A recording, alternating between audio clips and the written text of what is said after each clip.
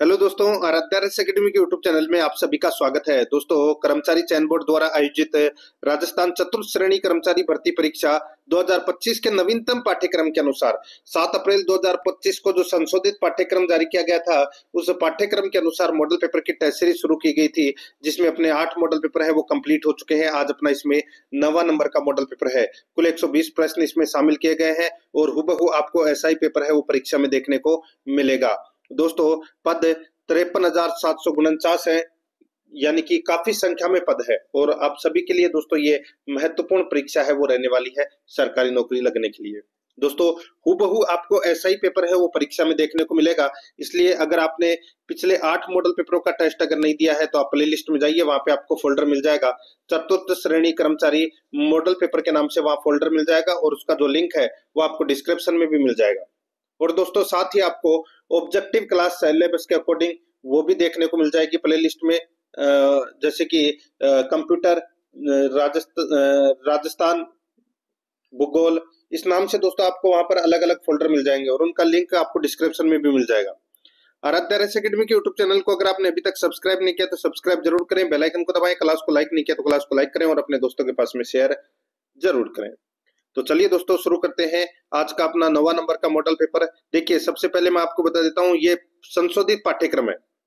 120 प्रश्न इसमें पूछे जाएंगे, जिसमें से 15 प्रश्न गणित के, 15 प्रश्न इंग्लिश के, 20 प्रश्न हिंदी के और 70 प्रश्न है वो जीके से संबंधित। और जीके में भी दोस्तों डिवाइडेशन है, ठीक है, वो मैं आपको इसमें बताते हुए चलूंगा। 50 प्रश्न है वो राजस्थान जीके के हैं, जिसमें से 20 प्रश्न राजस्थान भूगोल के और 20 प्रश्न राजस्थान कला संस्कृति के, 5 प्रश्न हैं वो राजस्थान करंट अफेयर के हैं और 5 प्रश्न राजस्थान पॉलिटी के। 50 प्रश्न ये है। उसके अलावा दोस्तों 5 प्रश्न भारतीय संविधान के हैं और 5 प्रश्न भारतीय दोस्तों भारत और विश्व के करंट अफेयर के प्रश्न है। 5 प्रश्न है वो सामान्य विज्ञान के प्रश्न है और 5 प्रश्न कंप्यूटर के हैं। टोटल 70 प्रश्न है और यही पैटर्न है अपना। दोस्तों, यहाँ पर देखिए, सबसे पहले अपन राजस्थान भूगोल के 5 प्रश्न है वो पढ़ेंगे। यहाँ पर देखिए दोस्तों, पहला प्रश्न है, राजस्थान की आकृति को सर्वप्रथम किसने विषम कोणीय चतुर्भुजाकार या पतंगाकार बताया था? बताइए, राजस्थान की आकृति को सर्वप्रथम किसने विषम कोणीय चतुर्भुजाकार या पतंगाकार बताया था? इसका राइट आंसर हो जाएगा वो है दोस्तों टी.एच. हेंडले। टी.एच. हेंडले। यहाँ पर ए नंबर का जो ऑप्शन है वो इसका बिल्कुल सही उत्तर इसमें हो जाएगा, ठीक है। नेक्स्ट आगे देखिए, यहाँ पे सेकंड नंबर का प्रश्न है, कुबड़ पट्टी यानी कि होच बेल्ट, होच बेल्ट बोलते हैं कुबड़ पट्टी को, तो कुबड़ पट्टी क्षेत्र के संदर्भ में निम्नलिखित में से कौन सा कथन सही नहीं है? कौन सा कथन सही नहीं है वो अपने को दोस्तों यहाँ पर बताना है। कौन सा कथन सही नहीं है, ठीक है, नहीं है के बारे में पूछा है। तो दोस्तों इसमें देखिए यह क्षेत्र बालोतरा से सांचौर जालोर के बीच स्थित है, तो ये कथन है वो दोस्तों क्या हो जाएगा?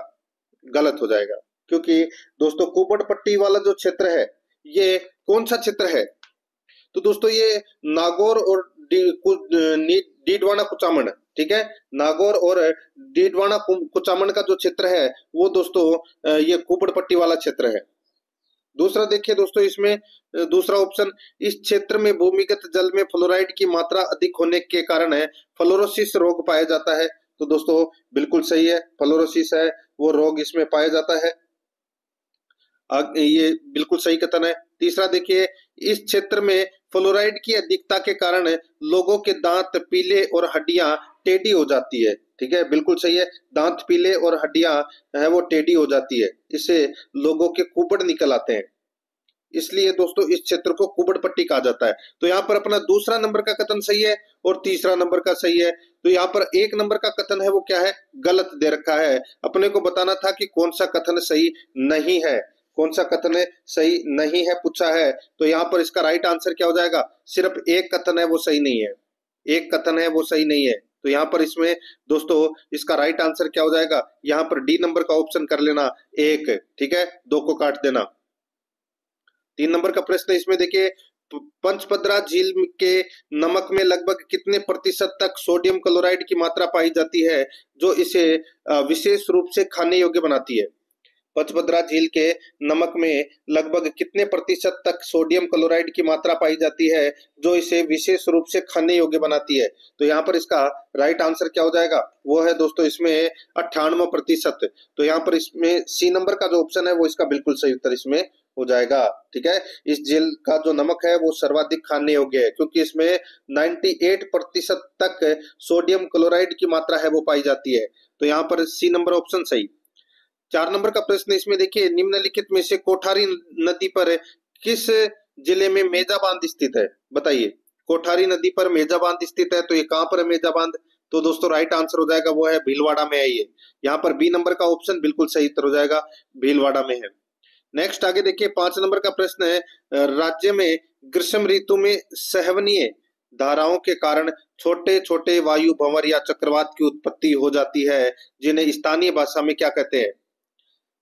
बताइए, राज्य में यानी कि राजस्थान में ग्रीष्म ऋतु में सहवनीय धाराओं के कारण छोटे छोटे वायु भंवर या चक्रवात की उत्पत्ति हो जाती है जिन्हें स्थानीय भाषा में क्या कहते हैं? उन्हें कहते हैं दोस्तों लू। क्या बोलते हैं? लू।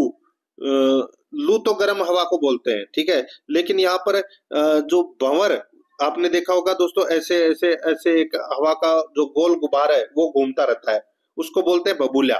क्या बोलते हैं? बबूला। और जो गर्म हवा चलती है उसको बोलते हैं लू। ठीक है, तो यहाँ पर इसका राइट आंसर हो जाएगा बी नंबर का ऑप्शन बिल्कुल सही। नेक्स्ट आगे देखिए 6 नंबर का प्रश्न है, निम्नलिखित नहरों में से राज्य की किस नहर को राजस्थान की मरुगंगा कहते हैं? राजस्थान की मरुगंगा है वो किसे कहते हैं? तो यहाँ पर इसका राइट आंसर हो जाएगा वो है इसमें राजस्थान की जो मरुगंगा है वो कहते हैं इंदिरा गांधी नहर को। यहाँ पर बी नंबर का जो ऑप्शन है वो इसका बिल्कुल सही उत्तर हो जाएगा, इंदिरा गांधी नहर को। 7 नंबर का प्रश्न है, इसमें देखिए राजस्थान की नवीनतम बाग परियोजना कौन सी है? राजस्थान की नवीनतम बाग परियोजना है वो कौन सी है? इसका राइट आंसर क्या हो जाएगा? बताइए, नवीनतम बाग परियोजना है वो है दोस्तों धौलपुर करौली टाइगर रिजर्व है। धौलपुर करौली टाइगर रिजर्व है दोस्तों। यहाँ पर सी नंबर का ऑप्शन राइट आंसर हो जाएगा। इसको 2023 में दर्जा है वो दिया गया है, ये भी आपको इसमें याद रखना है। ठीक है, और ये राज्य की नवीनतम बाग परियोजना है धौलपुर व करौली में। तो इसका राइट आंसर हो जाएगा सी नंबर का ऑप्शन बिल्कुल सही। 8 नंबर का प्रश्न है, इसमें देखिए सही सुमेलित कीजिए। सही सुमेलित कीजिए, यहाँ पर देखिए इसमें सूची फर्स्ट और सूची सेकंड है वो यहाँ पर दे रखा है। रानी जी की बावड़ी है वो दोस्तों कहाँ पर है? रानी जी की बावड़ी है वो दोस्तों बूंदी में है। कहाँ पर है? बूंदी में है रानी जी की बावड़ी। और भांडारेज बावड़ी है वो कहाँ पर है? तो दोस्तों भांडारेज बावड़ी है ये दौसा में है। कहाँ पर है? दौसा में है ये भांडारेज बावड़ी। ठीक है, और मेड़तनी जी की बावड़ी है वो कहाँ पर है? मेड़तनी जी की बावड़ी है वो दोस्तों झुंझुनू में है। कहाँ पर है? झुंझुनू में। और दूध बावड़ी कहाँ पर है? तो दोस्तों दूध बावड़ी सिरोही में है। यहाँ पर इस प्रश्न का जो राइट आंसर हो जाएगा वो है 4-3-2-1 है। 4-3-2-1 कूट भाषा में अगर मैं देखूं तो यहाँ पर इसका राइट आंसर क्या हो जाएगा? बी नंबर का ऑप्शन बिल्कुल सही, 4-3-2-1। आगे देखिए यहाँ पे 9 नंबर का प्रश्न है, राजस्थान में जनगणना 2011 के अनुसार शिशु लिंगानुपात कितना है? दोस्तों शिशु लिंगानुपात कितना है? तो यहाँ पर इसका राइट आंसर हो जाएगा शिशु लिंगानुपात है यानी कि 0 से 6 आयु वर्ष की यहाँ पर बात की गई है तो वो है 888। यहाँ पर ए नंबर का ऑप्शन बिल्कुल सही उत्तर हो जाएगा 888। 10 नंबर का प्रश्न है, इसमें देखिए निम्नलिखित में से किस वर्ष राजस्थान के बाड़मेर जिले के कवास क्षेत्र में बाढ़ की घटना घटित हुई थी? बताइए, निम्नलिखित में से किस क्षेत्र में राजस्थान के बाड़मेर जिले के कवास क्षेत्र में बाढ़ की घटना है वो घटित हुई थी? इसका जो राइट आंसर हो जाएगा वो है इसमें 2006 में। दोस्तों वर्ष 2006 में ये बाढ़ आई थी बाड़मेर में। तो यहाँ पर इसका right answer C number option बिल्कुल सही। आगे देखिए यहाँ पे 11 नंबर का प्रश्न है, राजस्थान की उत्तर से दक्षिण लंबाई वह पूर्व से पश्चिम चौड़ाई में कितना अंतर है? बताइए, यहाँ पर पूछा गया है कि राजस्थान की उत्तर से दक्षिण लंबाई वह पूर्व से पश्चिम चौड़ाई में कितना अंतर है? तो दोस्तों इसमें अंतर की अगर मैं बात करूं तो दोस्तों इसमें देखिए राजस्थान की उत्तर से दक्षिण लंबाई कितनी है? तो वो है दोस्तों 826 किलोमीटर। और पूर्व से पश्चिम चौड़ाई कितनी है? तो दोस्तों वो 869 किलोमीटर। माइनस किया तो दोस्तों कितना आया? तो यहाँ पे 43 है। ठीक है, कितना आया? 43 किलोमीटर का अंतर है। तो यहाँ पर इसमें सी नंबर का जो ऑप्शन है वो इसका बिल्कुल सही उत्तर हो जाएगा। आगे देखिए निम्नलिखित मरुस्थलीय प्रकारों को उनके सही विवरण से सुमेलित कीजिए। दोस्तों यहाँ पर आप देख सकते हैं, एक तरफ है मरुस्थल का प्रकार है, एक तरफ है मरुस्थल का प्रकार है, दूसरा इसमें विवरण दे रखा है। देखिए इर्ग, इर्ग किसको बोलते हैं? इर्ग बोलते हैं दोस्तों रेतीले मरुस्थल को, रेतीले मरुस्थल को बोलते हैं इर्ग। और हम्मादा किसको बोलते हैं? हम्मादा पथरीला मरुस्थल को बोलते हैं। और रेग किसको बोलते हैं? तो ये मिश्रित मरुस्थल को बोलते हैं। तो यहाँ पर इसका राइट आंसर क्या हो जाएगा? 2-1-3, 2-1-3, यानी कि कुट भाषा में अगर मैं देखूं तो यहाँ पर इसमें इसका राइट आंसर हो जाएगा ए नंबर का ऑप्शन, बिल्कुल सही, 2-1-3। 13 नंबर का प्रश्न है, इसमें देखिए निम्नलिखित में से किस झील का फरवरी 2025 में नाम बदलकर वरुण सागर झील कर दिया गया है? बताइए दोस्तों, निम्नलिखित में से किस झील का फरवरी 2025 में नाम बदलकर वरुण सागर झील कर दिया गया है? तो यहाँ पर इसका राइट आंसर हो जाएगा, वो है दोस्तों जो फाय सागर झील है अजमेर में, फाय सागर झील है अजमेर में, इसका नाम बदलकर दोस्तों वरुण सागर है वो कर दिया गया है। तो यहाँ पर इसका राइट आंसर सी नंबर का ऑप्शन, बिल्कुल सही उत्तर हो जाएगा। 14 नंबर का प्रश्न इसमें देखिए, निम्नलिखित नदियों में से कौन सी बनास नदी की सहायक नदी नहीं है? बनास नदी की सहायक नदी कौन सी नहीं है? तो दोस्तों यहाँ पर इसका राइट आंसर हो जाएगा, देखिए बेडस नदी है, मेनाल नदी है, खारी नदी है, जाखम नदी है, ये माई नदी की सहायक नदी है दोस्तों। यहाँ पर सी नंबर का जो ऑप्शन है वो इसका बिल्कुल सही उत्तर हो जाएगा। 15 नंबर का प्रश्न इसमें देखिए, राजस्थान में शीत ऋतु में होने वाली मावट वर्षा का उत्तरदायी कारण क्या है? राजस्थान में शीत ऋतु में होने वाली मावट वर्षा का उत्तरदायी कारण है वो क्या है? तो दोस्तों वो है पश्चिमी विक्षोभ के कारण, पश्चिमी विक्षोभ के कारण। तो यहाँ पर बी नंबर का जो ऑप्शन है वो इसका बिल्कुल सही उत्तर इसमें हो जाएगा, पश्चिमी विक्षोभ के कारण। ठीक है, नेक्स्ट आगे देखिए 16 नंबर का प्रश्न है, निम्नलिखित में से राजस्थान में पर्यावरण एवं जलवायु परिवर्तन निर्देशालय की स्थापना कब की गई थी? निम्नलिखित में से राजस्थान में पर्यावरण एवं जलवायु परिवर्तन निर्देशालय की स्थापना कब की गई थी? तो दोस्तों ये की गई थी 2019 में। यहाँ पर सी नंबर का जो ऑप्शन है वो इसका बिल्कुल सही उत्तर हो जाएगा, 2019 में। आगे देखिए यहाँ पे 17 नंबर का प्रश्न है, निम्नलिखित में से राजस्थान का राज्य वृक्ष कौन सा है? राजस्थान का राज्य वृक्ष कौन सा है? तो वो है खेजड़ी, खेजड़ी है ये राजस्थान का राज्य वृक्ष है। तो यहाँ पर डी नंबर का ऑप्शन बिल्कुल सही उत्तर हो जाएगा। 18 नंबर का प्रश्न इसमें देखिए, चंबल नदी पर स्थित निम्नलिखित बांधों में से कौन सा बांध राजस्थान में नहीं है?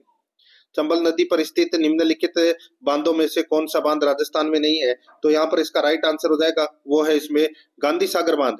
गांधी सागर बांध है ये राजस्थान में नहीं है। ये कहां पर है गांधी सागर बांध? तो ये मंदसौर मध्य प्रदेश में है। तो यहाँ पर इसमें सी नंबर का ऑप्शन बिल्कुल सही। आगे देखिए 19 नंबर का प्रश्न है, वर्ष 2011 की जनगणना के अनुसार राज्य की कुल जनसंख्या में अनुसूचित जाति की जनसंख्या का कितना प्रतिशत है? वर्ष 2011 की जनगणना के अनुसार राज्य की कुल जनसंख्या में अनुसूचित जाति की जनसंख्या का कितना प्रतिशत है? तो यहाँ पर इसका राइट आंसर हो जाएगा, वो है 17.83% है, 17.83% है। यहाँ पर सी नंबर का ऑप्शन बिल्कुल सही। आगे देखिए 20 नंबर का प्रश्न है, राजस्थान में टिड्डियों का प्रवेश किस जिले से होता है? राजस्थान में टिड्डियों का प्रवेश है वो किस जिले से होता है? इसका राइट आंसर हो जाएगा दोस्तों, वो है जैसलमेर से। यहाँ पर इसमें बी नंबर का जो ऑप्शन है वो इसका बिल्कुल सही उत्तर हो जाएगा दोस्तों। राजस्थान में टिड्डियों का प्रवेश है वो जैसलमेर से होता है, जो कि पाकिस्तान की तरफ से आती है ये टिड्डियां। तो यहाँ पर इसमें सही उत्तर बी नंबर ऑप्शन हो जाएगा। अब दोस्तों भाग 2 के अंदर अपन राजस्थान का इतिहास एवं कला संस्कृति के दोस्तों 20 प्रश्न है वो पढ़ेंगे। ठीक है, कितने प्रश्न है? 20 प्रश्न है। ठीक है, 20 प्रश्न अपने राजस्थान भूगोल के पढ़े और अब अपन 20 प्रश्न राजस्थान इतिहास और कला संस्कृति के पढ़ेंगे। देखिए यहाँ पे 21 नंबर का प्रश्न है, मेवाड़ का प्रथम रक्षक किसे कहा जाता है? मेवाड़ का प्रथम रक्षक है वो किसे कहा जाता है? दोस्तों ये कहा जाता है राणा हम्मीर को। यहाँ पर ए नंबर का जो ऑप्शन है इसका राइट आंसर हो जाएगा। दोस्तों देखिए राणा हम्मीर को मेवाड़ का उद्धारक, मेवाड़ का मुक्तिदाता, वीर राजा, विषम घाटी पंचानन और मेवाड़ का प्रथम रक्षक कहा जाता है। किसको? राणा हम्मीर को। तो यहाँ पर इसका राइट आंसर क्या हो जाएगा? ए नंबर का ऑप्शन बिल्कुल सही हो जाएगा इसमें। आगे देखिए यहाँ पे 22 नंबर का प्रश्न है, बूंदी प्रजामंडल के संदर्भ में निम्नलिखित में से कौन सा कथन सत्य नहीं है? बताइए, बूंदी प्रजामंडल के संबंध में दोस्तों कौन सा कथन है वो सत्य नहीं है? वो अपने को यहाँ पर क्या करना है, बताना है। दोस्तों देखिए अच्छा प्रश्न है ये भी, यहाँ पे मैं बात कर रहा हूं। तो दोस्तों देखिए, गोपाल कोटिया और मोतीलाल अग्रवाल प्रजामंडल के सदस्य थे? बूंदी प्रजामंडल के जो सदस्य हैं वो गोपाल कोटिया और मोतीलाल अग्रवाल ये प्रजामंडल के सदस्य थे, बिल्कुल सही है। प्रजामंडल द्वारा वर्ष 1936 में राजस्थान समाचार पत्र के प्रकाशन पर प्रतिबंध लगा दिया, तो दोस्तों ये भी इसमें क्या है, बिल्कुल सही है। आगे देखिए, बूंदी प्रजामंडल की स्थापना 1931 में कांतिलाल की अध्यक्षता में की गई थी, तो दोस्तों ये भी इसमें बिल्कुल सही है। चौथा देखिए, वर्ष 1944 में बूंदी राज्य लोक परिषद का गठन किया, इसके प्रथम अध्यक्ष ऋषिदत्त मेहता को बनाया गया, तो दोस्तों ये अपना इसमें क्या हो जाएगा, गलत हो जाएगा। मैं आपको बताऊं दोस्तों, देखिए बूंदी प्रजामंडल की जो स्थापना है वो कब हुई थी दोस्तों? बूंदी प्रजामंडल की जो स्थापना है वो 1931 में हुई थी, और कांतिलाल की अध्यक्षता में ये बूंदी प्रजामंडल के का गठन है वो किया गया था, ठीक है। और यहाँ पर देखिए 1944 में बूंदी राज्य लोक परिषद का जो गठन किया गया था, ठीक है, इसके प्रथम अध्यक्ष ऋषिदत्त मेहता है वो गलत हो जाएगा। इसका अध्यक्ष है वो दोस्तों हरिमोहन माथुर को चुना गया था। किसको? हरिमोहन माथुर को दोस्तों इसका अध्यक्ष है वो चुना गया था। तो यहाँ पर इसमें डी नंबर का ऑप्शन राइट आंसर हो जाएगा, क्योंकि ये कथन है वो गलत है। नेक्स्ट आगे देखिए, यहाँ पे 23 नंबर का प्रश्न है, बीकानेर प्रजा परिषद के किस कार्यकर्ता द्वारा किसान यूनियन क्यों पुस्तक लिखी गई थी? बीकानेर प्रजा परिषद के किस कार्यकर्ता द्वारा किसान यूनियन क्यों पुस्तक लिखी गई थी? तो यहाँ पर इसका राइट आंसर हो जाएगा वो है दोस्तों कुंभाराम आर्य, कुंभाराम आर्य। तो यहाँ पर इसमें बी नंबर का जो ऑप्शन है, सॉरी ये देखो कुंभाराम आर्य, ये तो इसमें सही है, ये कुंभाराम आर्य, लिफ्ट नहर भी थी, ठीक है, हाँ सही है। दोस्तों बीकानेर प्रजा परिषद के किस कार्यकर्ता द्वारा किसान यूनियन क्यों पुस्तक लिखी गई थी? तो दोस्तों इसका राइट आंसर हो जाएगा वो है कुंभाराम आर्य, ठीक है।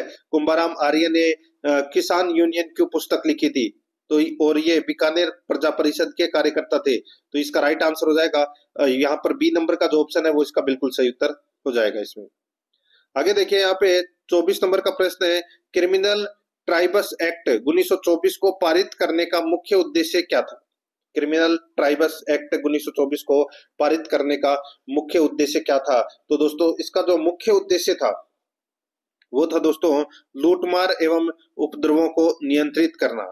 तो यहाँ पर इसमें बी नंबर का जो ऑप्शन है वो इसका बिल्कुल सही उत्तर हो जाएगा। नेक्स्ट आगे देखिए, यहाँ पे ये मीणाओं के लूटमार एवं उपद्रव से परेशान होकर भारत सरकार ने दोस्तों ये क्रिमिनल ट्राइब्स एक्ट है वो पारित किया था 1924 में, ठीक है। तो यहाँ पर इसमें राइट आंसर क्या हो जाएगा? बी नंबर ऑप्शन सही। 25 नंबर का प्रश्न इसमें देखिए, निम्नलिखित में से किस दुर्ग में सुपारी महल, जोगी महल तथा पीर सदरुद्दीन की दरगाह स्थित है? निम्नलिखित में से किस दुर्ग में सुपारी महल, जोगी महल तथा पीर सदरुद्दीन की दरगाह स्थित है? तो इसका राइट आंसर हो जाएगा वो है रणथंभौर। यहाँ पर बी नंबर का जो ऑप्शन है वो इसका बिल्कुल सही उत्तर हो जाएगा रणथंभौर। आगे देखिए, यहाँ पे 26 नंबर का प्रश्न है, निम्नलिखित में से किसने बागड़ी बोली को भीली बोली कहा है? बताइए, किसने बागड़ी बोली को भीली बोली कहा है? तो यहाँ पर इसका राइट आंसर हो जाएगा वो है दोस्तों इसमें भीली बोली है ये George Abraham Grierson. George Abraham Grierson ने बागड़ी बोली को भीली बोली कहा है। तो यहाँ पर इसमें सी नंबर का जो ऑप्शन है वो इसका बिल्कुल सही उत्तर हो जाएगा। 27 नंबर का प्रश्न इसमें देखिए, तनसुख दुतई गाबा गदर डगला कानो तथा डाडी आदि किसके प्रकार है? तनसुख दुतई गाबा गदर डगला कानो तथा डाडी आदि किसके प्रकार हैं? तो दोस्तों ये प्रकार है किसके? तो इसका राइट आंसर हो जाएगा ये अंगरखी के प्रकार है। किसके? अंगरखी के। यहाँ पर बी नंबर का ऑप्शन बिल्कुल सही उत्तर हो जाएगा। 28 नंबर का प्रश्न इसमें देखिए, देवनारायण जी की फड़ वाचन करते समय बोपो द्वारा किस वाद्य यंत्र का प्रयोग किया जाता है?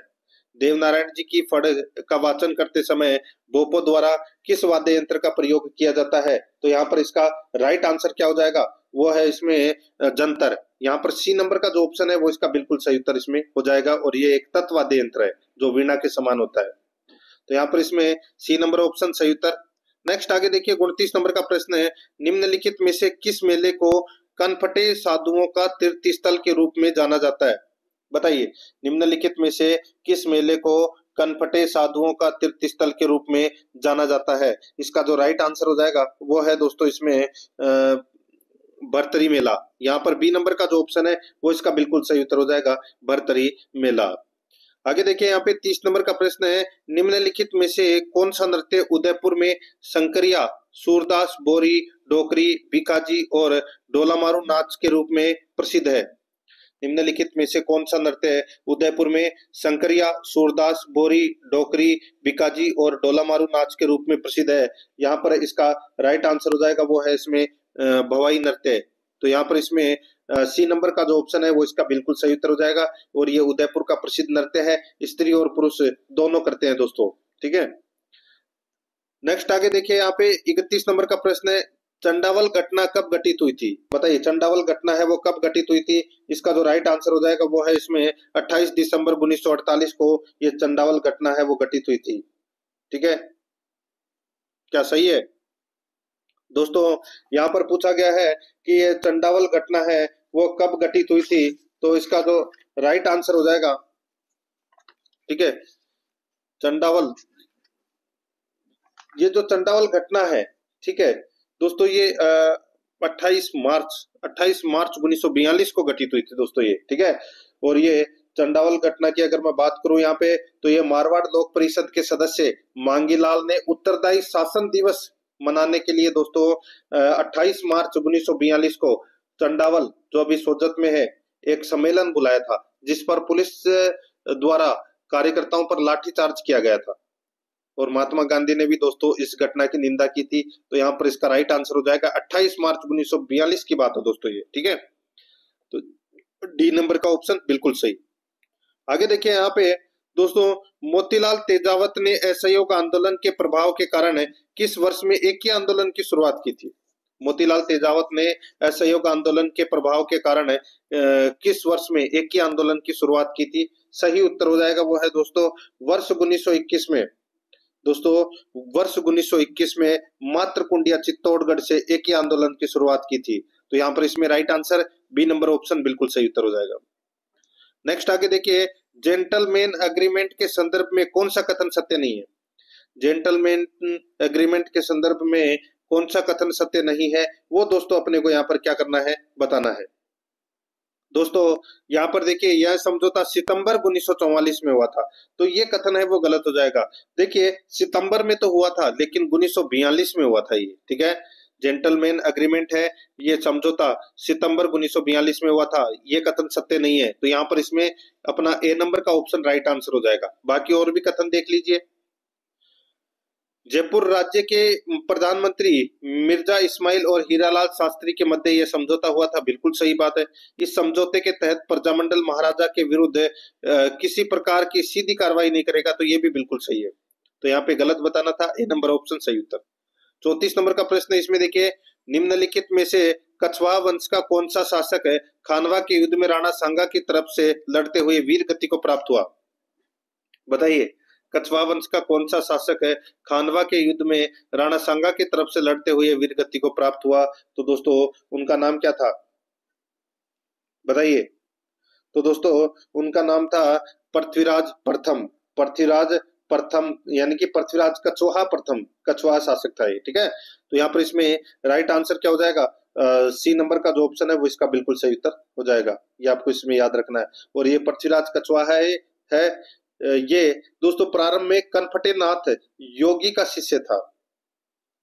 ठीक है, लेकिन दोस्तों बाद में ये रामानंद के शिष्य कृष्णदास पेहारी का शिष्य है वो बन गया था। तो यहाँ पर इसका राइट आंसर क्या हो जाएगा, सी नंबर का ऑप्शन बिल्कुल सही। आगे देखिए दोस्तों, यहाँ पे इसमें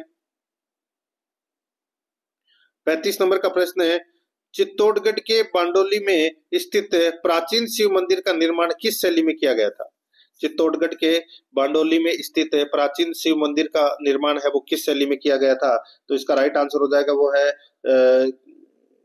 कौन सी शैली में किया गया था?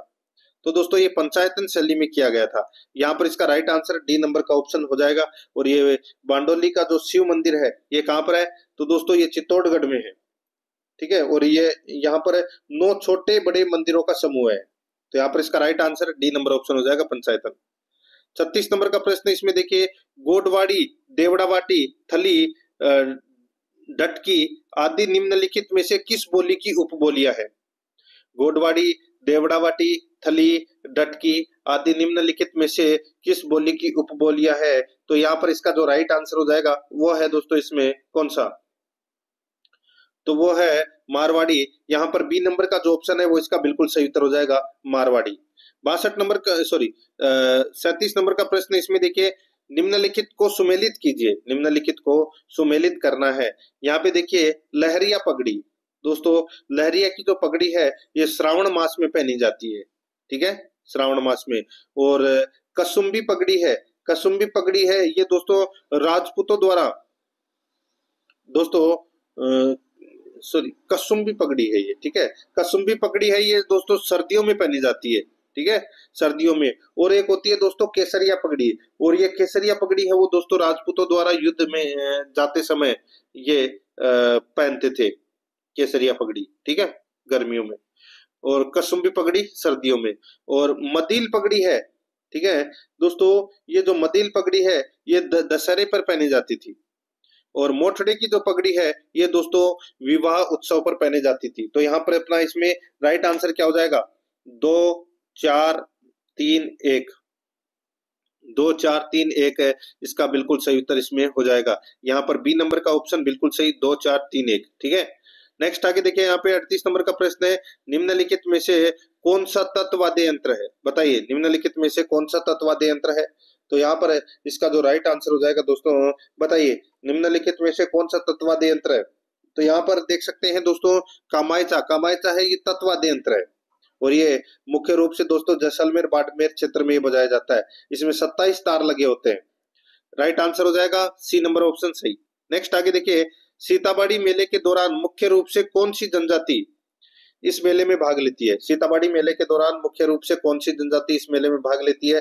तो यहाँ पर इसका राइट आंसर हो जाएगा वो है दोस्तों सहरिया जनजाति है वो भाग लेती है दोस्तों। ए नंबर ऑप्शन बिल्कुल सही। आगे देखिए, यहाँ पे 40 नंबर का प्रश्न है, निम्नलिखित में से कौन सा प्रसिद्ध नृत्य गुर्जर जाति की महिलाओं द्वारा किया जाता है? कौन सा नृत्य गुर्जर जाति की महिलाओं द्वारा किया जाता है? तो यहाँ पर इसका राइट आंसर हो जाएगा वो है चरी नृत्य। यहाँ पर बी नंबर का जो ऑप्शन है वो इसका बिल्कुल सही उत्तर हो जाएगा, चरी नृत्य। दोस्तों अब अपन भाग 3 के अंदर भारतीय संविधान के 5 प्रश्न हैं वो पढ़ने जा रहे हैं, ठीक है। देखिए निम्नलिखित में से भाग 1 का संबंध है। दोस्तों भाग 1 में क्या है? दोस्तों भाग 1 में संघ व राज्य क्षेत्र का उल्लेख है, संघ व राज्य क्षेत्र का उल्लेख है। यहाँ पर बी नंबर का ऑप्शन बिल्कुल सही उत्तर हो जाएगा। नेक्स्ट आगे देखिए, यहाँ पे 42 नंबर का प्रश्न है, संविधान की सर्वोच्चता किस देश से ग्रहण की गई है? बताइए संविधान की सर्वोच्चता किस देश से ग्रहण की गई है? तो दोस्तों ये ग्रहण की गई है अमेरिका से। तो यहाँ पर इसमें सी नंबर का जो ऑप्शन है वो इसका राइट आंसर इसमें हो जाएगा। नेक्स्ट आगे देखिए दोस्तों, यहाँ पे यानी कि सर्वोच्चता मतलब आप बोल सकते हैं इसमें मूल अधिकार, न्यायपालिकी स्वतंत्रता, उपराष्ट्रपति का पद, राष्ट्रपति पर महाभियोग, न्यायाधीशों के पद, ठीक है, पद से हटाया जाना, ये सब अमेरिका से लिए गए हैं। आगे देखिए 43 नंबर का प्रश्न है, निम्नलिखित में से कौन सा अनुच्छेद या कौन से अनुच्छेद राज्य शब्द को परिभाषित किया गया है?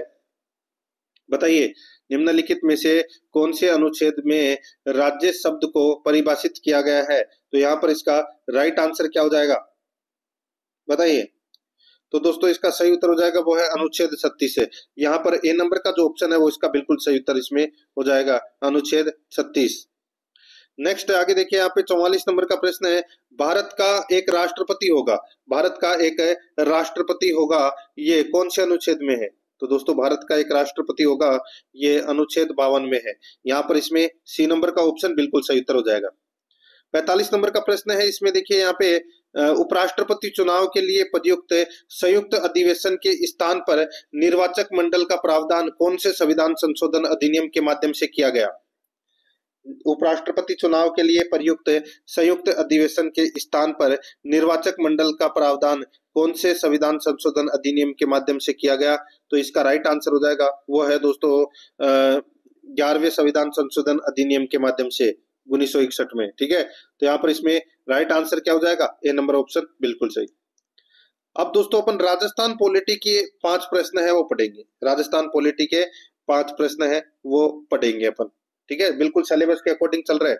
46 नंबर प्रश्न है, निम्नलिखित में से कौन सा भारत की संसद का अंग नहीं है? दोस्तों भारत की संसद के 3 अंग होते हैं, एक लोकसभा, एक राज्यसभा और एक राष्ट्रपति। इन तीनों से मिलकर संसद बनती है। तो दोस्तों राष्ट्रपति, राज्यसभा, लोकसभा, मुख्यमंत्री दे रखा है तो मुख्यमंत्री इसका राइट आंसर हो जाएगा। ये भारतीय संसद का अंग नहीं है दोस्तों। 47 नंबर का प्रश्न है, राज्यपाल पद त्याग की स्थिति में त्याग पत्र किसे संबोधित करता है? बताइए, राज्यपाल पद त्याग की स्थिति में त्याग पत्र किसे संबोधित करता है? तो दोस्तों ये किसको करेगा? राष्ट्रपति को अपना त्याग पत्र देगा दोस्तों। यहाँ पर ए नंबर का ऑप्शन बिल्कुल सही, क्योंकि ये राज्यपाल है, ये राष्ट्रपति के प्रसाद पर्यंत ही पद धारण करता है। ए नंबर ऑप्शन बिल्कुल सही। 48 नंबर का प्रश्न इसमें देखिए, राज्य मंत्री परिषद के किसी एक मंत्री के द्वारा इस्तीफा देने पर मंत्री परिषद पर क्या प्रभाव पड़ेगा? राज्य मंत्री परिषद के किसी एक मंत्री के द्वारा इस्तीफा देने पर मंत्री परिषद पद पर क्या प्रभाव पड़ेगा? बताइए। तो दोस्तों एक मंत्री इस्तीफा देने पर दोस्तों कोई प्रभाव है वो इसमें नहीं पड़ेगा, ठीक है। तो यहाँ पर इसमें राइट आंसर क्या हो जाएगा? सी नंबर का ऑप्शन बिल्कुल सही। लेकिन मुख्यमंत्री द्वारा इस्तीफा दिए जाने पर संपूर्ण मंत्री परिषद को इस्तीफा है वो मान लिया जाता है। तो यहाँ पर इसमें राइट आंसर क्या हो जाएगा? सी नंबर ऑप्शन बिल्कुल सही। 49 नंबर प्रश्न इसमें देखिए, संसदीय सचिव के संदर्भ में असत्य कथन है। संसदीय सचिव के संदर्भ में असत्य कथन कौन सा है?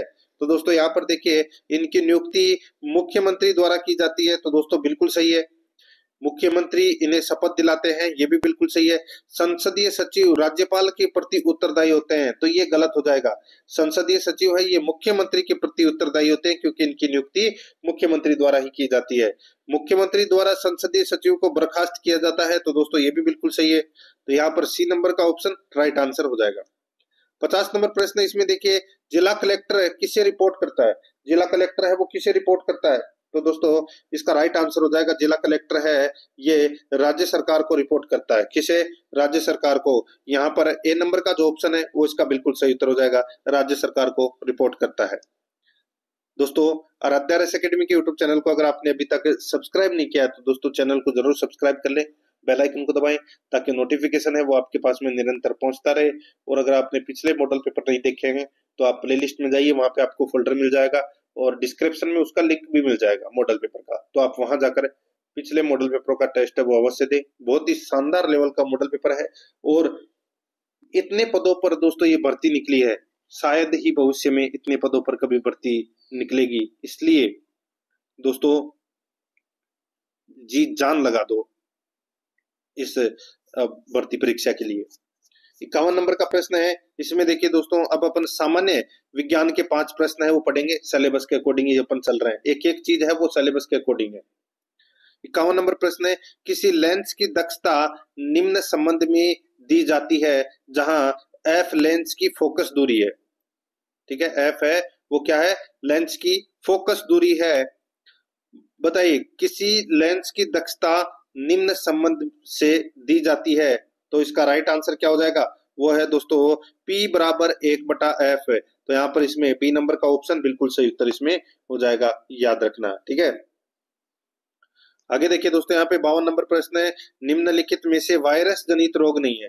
बताइए कौन सा वायरस जनित रोग नहीं है? तो इसका राइट आंसर हो जाएगा दोस्तों, यहाँ पर आप देख सकते हैं कोविड-19 है, पोलियो है, हेपेटाइटिस है, क्षय रोग है। तो यहाँ पर इसका राइट आंसर क्या हो जाएगा? देखिए वायरस जनित रोग है ये कोविड-19, पोलियो और हेपेटाइटिस है, क्योंकि ये वायरस के कारण होते हैं। यहाँ पर इसका राइट आंसर क्या हो जाएगा? क्षय रोग इसका बिल्कुल सही उत्तर हो जाएगा, ये बैक्टीरिया के कारण होता है। तो यहाँ पर इसमें डी नंबर ऑप्शन बिल्कुल सही। 53 नंबर प्रश्न इसमें देखिए, जिस अभिक्रिया में उत्पाद के निर्माण के साथ साथ ऊष्मा उत्पन्न होती है कहलाती है। जिस अभिक्रिया में उत्पाद के निर्माण के साथ साथ ऊष्मा उत्पन्न होती है कहलाती है। तो इसका राइट आंसर हो जाएगा दोस्तों, वो है इसमें ऊष्माक्षेपी अभिक्रिया। यहाँ पर ए नंबर का ऑप्शन बिल्कुल सही। आगे देखिए, धातुएं तनु अम्ल से क्रिया करके निर्माण करती है। धातुएं तनु अम्ल से क्रिया करके निर्माण करती है, तो किसका निर्माण करती है? तो दोस्तों लवण और हाइड्रोजन गैस इन दोनों का निर्माण करती है। तो यहाँ पर इसमें डी नंबर का ऑप्शन राइट आंसर हो जाएगा, ए और बी दोनों। 55 नंबर प्रश्न है, निम्नलिखित में से कौन सा अपशिष्ट प्रबंधन का सबसे उपयुक्त तरीका है? निम्नलिखित में से कौन सा अपशिष्ट प्रबंधन का सबसे उपयुक्त तरीका है? तो यहाँ पर इसका राइट आंसर हो जाएगा वो है पुनर्चक्रण। पुनर्चक्रण, तो यहाँ पर इसमें सी नंबर का जो ऑप्शन है वो इसका बिल्कुल सही उत्तर हो जाएगा, पुनर्चक्रण। आगे देखिए यहाँ पे 6 नंबर का प्रश्न है, कंप्यूटर के ये भाग 6 कंप्यूटर के 5 प्रश्न बताने जा रहा हूं। देखिए निम्नलिखित में से कौन सा वेब ब्राउजर नहीं है? वेब ब्राउजर कौन सा नहीं है? देखिए ओपेरा है, मोजिला फायरफॉक्स है, सफारी है, लेकिन जीमेल है, ये दोस्तों वेब ब्राउजर नहीं है। तो यहाँ पर इसमें बी नंबर का ऑप्शन बिल्कुल सही। आगे देखिए यहाँ पे 57 नंबर प्रश्न है, मशीन का नाम बताइए, इस मशीन में गियर की बजाय फ्लेटेम ड्रम का उपयोग किया जाता था तथा इस मशीन द्वारा जोड़ एवं घटाव के साथ साथ गुणा तथा भाग भी किया जा सकता था। बताइए दोस्तों,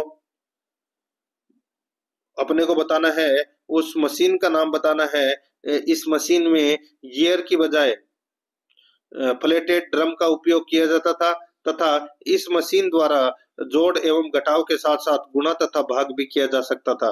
तो यहाँ पर इसका राइट आंसर हो जाएगा वो है लेबनीज व्हील। लेबनीज व्हील, यहाँ पर बी नंबर का जो ऑप्शन है वो इसका बिल्कुल सही उत्तर हो जाएगा।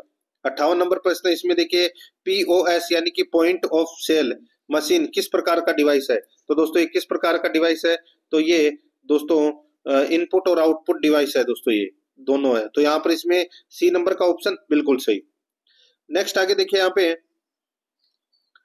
59 नंबर प्रश्न है, ये देखिए डॉट GZ7Z, ठीक है, डॉट इसके आगे डॉट लगा लेना, ठीक है, डॉट RAR डॉट ZIP किस प्रकार का फाइल सिस्टम है? तो दोस्तों किस प्रकार का ये फाइल सिस्टम है?